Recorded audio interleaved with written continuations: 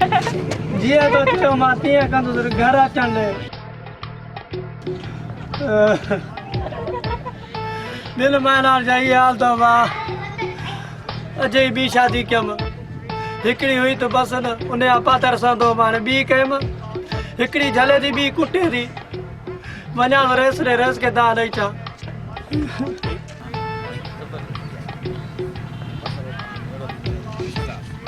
hello hello कम कर हलो कम की गाड़ी वस है ना आप बेजार हो जो बेजार हो हेले जो कम करा थी ना वक्त सिर जो बाण जा रहा है ये अले छा प्रोग्राम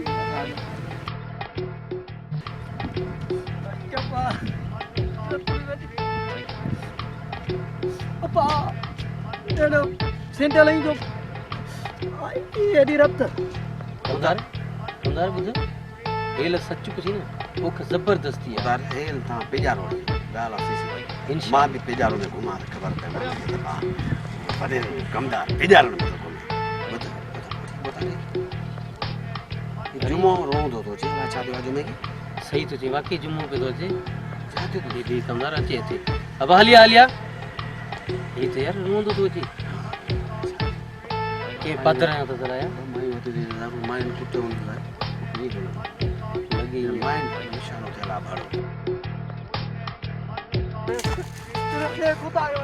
क्या बाबा उठी थी गाल कर छा थियो मुझे शादी मुझे नंढी माई को आया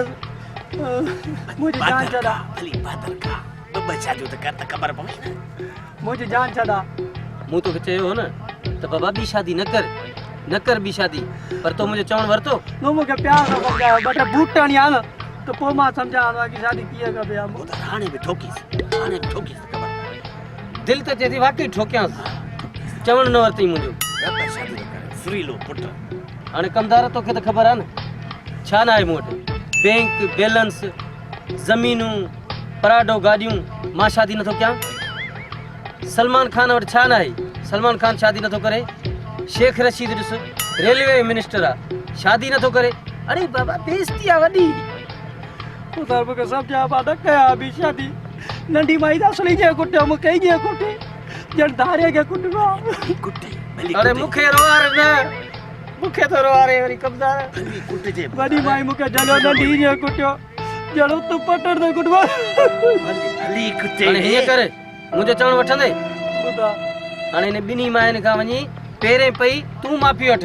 तने इज्जत रहंदई तक भी मुके माफी भी बावटा आई तक कदम सु बाजियो बा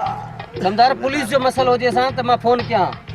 ये घर जो मसलो आ बाबा मा मायन के छा कंदो सुबान का मुखे माई गार दे तो फोन इज्जत रहंदी हलो भली कुटे हलो बाबा भली कुटे जे लांती भली कुटे जे ओ मां भी शादी केर भी न करे जेके मु कया मुखे खबर थी हेडो ॾिसो मुखे नंढी माई कुटियो हेडो ॾिसो बा वडी जले बिटिया नंढी ने कुटियो जण उठ पतन दे कुट जे अई बातो बाजारी कमदार सुठो दे मु शादी न कई दिसी दो न मायू बाबा पादर है अथन से रत गाड़ी न पोते तार चवेल पे त नंढी मुके जले बिठो आ वडी मुके कुटियो आ मरी तो जते मुके वडी जले बिठो आ त नंढी कुटिया भली कुट से पोता भली कुट से खबर मुझे चवण वरते कमदार ने भगवान पोता भली पादर खाए हेलो भली लांती पादर खाए भली खाए सुल्तान खान भी जलियो शादी न कजा मां उन जो चवण मिलो तो वनी तकरे भी शादी कया जी मुझे हाल ॾिसो बा भी शादी केर भी न करे